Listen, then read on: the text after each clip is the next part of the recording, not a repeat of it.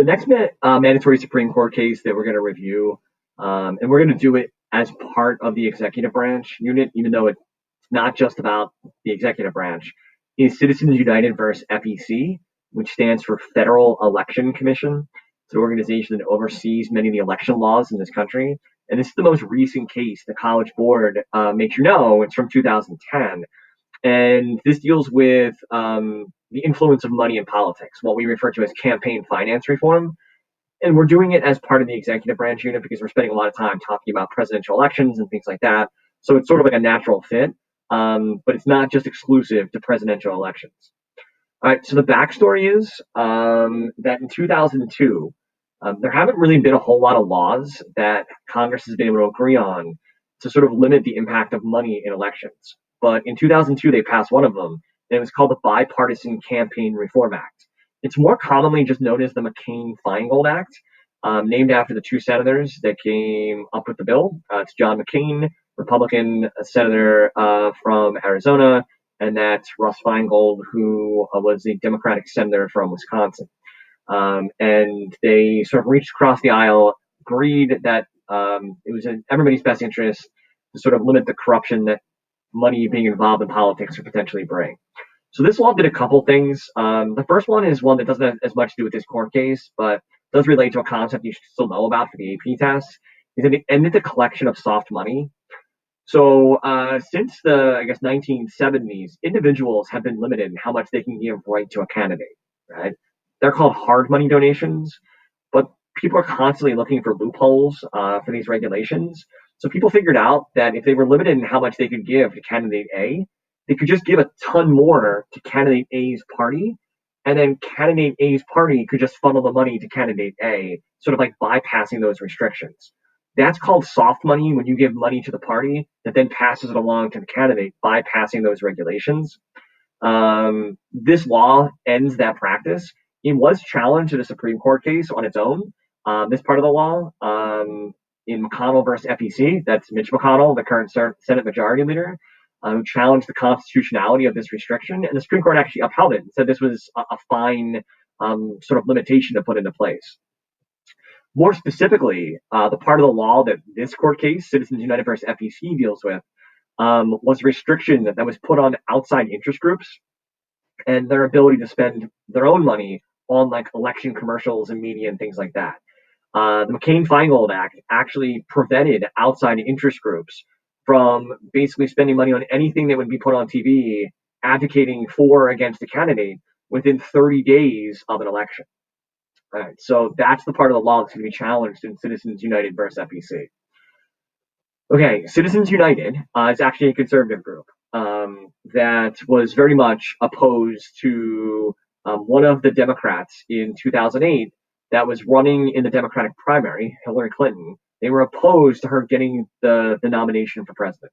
So it's a conservative group that's opposing Hillary Clinton's 2008 Democratic run to be the Democrats' choice for president. They actually produced a pretty rough documentary, just called Hillary the Movie, in which it basically criticized Hillary Clinton. They wanted to be able to advertise for this movie, but were restricted because of the McCain-Feingold Act's limitations within a certain time of like the primary election. They were hoping that advertising for this movie would essentially hurt Clinton's chance in the 2008 primary, but essentially because of McCain-Feingold, they were prevented from airing these commercials. So they sued. This is actually a trailer from the movie. Senator Clinton is claiming basically the entire 8 years of the Clinton presidency as her own, except for the stuff that didn't work out, in which case she says she has nothing to do with it.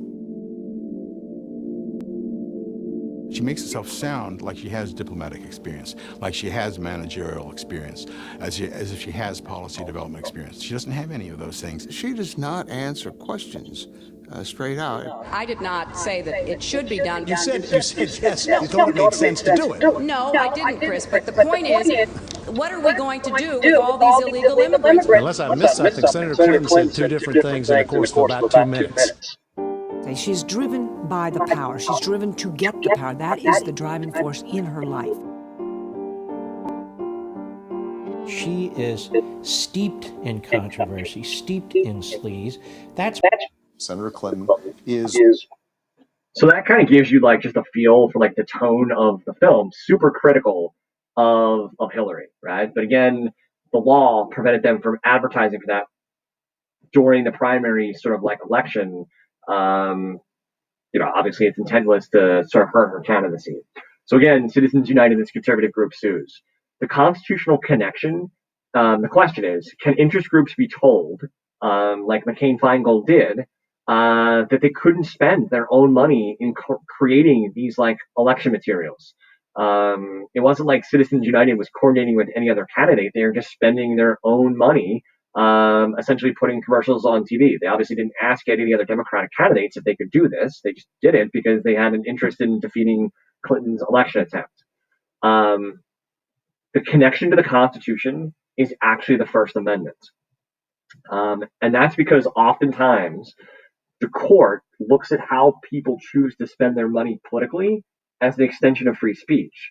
It's like you exercising your freedom of speech, and willingness to express yourself politically through the spending of your money. It's not spoken speech, but it's sort of a different version of like the relationship to the First Amendment and free speech. This was the decision on the outcome of the Supreme Court. It split the court strictly down partisan lines. The 5 conservatives voted in favor of Citizens United, and the 4 liberals were opposed. So again, the question was, can interest groups be told they can't spend their own money in creating election media? And the Supreme Court said no in a very partisan divided opinion.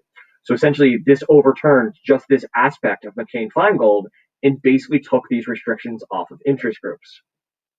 So again, their conclusion was that these restrictions actually violated freedom of speech of groups. And it's one of the first times in which like groups and organizations were told you have free speech rights just like individuals do. But this has a massive impact on like elections. This was a decision that very much President Obama, who was president at the time that the Supreme Court rendered this decision, was opposed to. This was actually a clip from his State of the Union address where he talks about, awkwardly, with the Supreme Court justices sitting right in front of him, how much he disagreed with the decision and its potential impact. You'll also notice that this justice right here, Samuel Alito, one of the conservative justices, disagrees with what Obama is saying. You can actually see him like shaking his head and saying like, that's not true, that's not true. Last week, the Supreme Court reversed a century of law that I believe will open the floodgates for special interests, including foreign corporations, to spend without limit in our elections.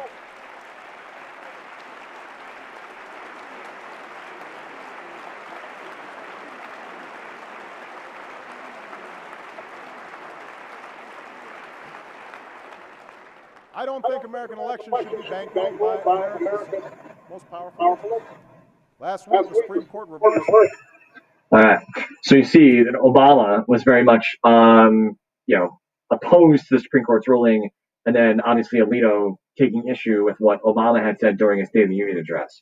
So bottom line, here's the significance of the ruling. Today now, because of Citizens United versus FEC, outside groups like Citizens United or other interest groups can spend unlimited sums of money on election materials and media and commercials as long as they don't coordinate with a candidate. Right? These organizations are now classified as what we call super PACs. A regular PAC gives money directly to the candidate and is therefore like limited. And also, if you belong to just a regular political action committee, all of your donors are essentially public. The deal with super PACs is that these outside groups, because they're not coordinating directly with a candidate, they're not giving it directly to the candidate, they're spending on their own, can basically spend unlimited sums of money. And all of the members of this group that donate to the group essentially are anonymous. So again, these organizations are known as super PACs. And one of the things you'll see is that super PAC spending in elections has dramatically increased following the 2010 Citizens United versus FEC, allowing there to be more money involved in politics. And if you can see, it's both parties that are doing this. We refer to the money that super PACs spend on their own commercials as like, we nickname it dark money because we don't really know who's behind it, because the members of these organizations essentially are donating like anonymously. So you can see that for a while, it was conservative groups that benefited from the super PACs and their dark money, but essentially more so now. Recently, it's been liberal sort of organizations or groups that have spent more of this money.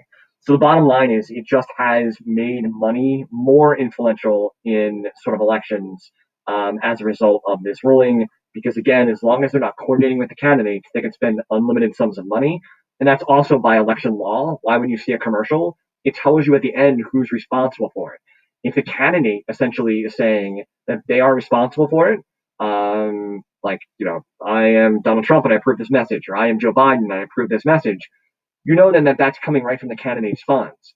If it's some other random organization's name that approved the message, you probably know it's a super PAC that is spending money on their own without coordinating with any of the candidates because they have an interest in the outcome of the election.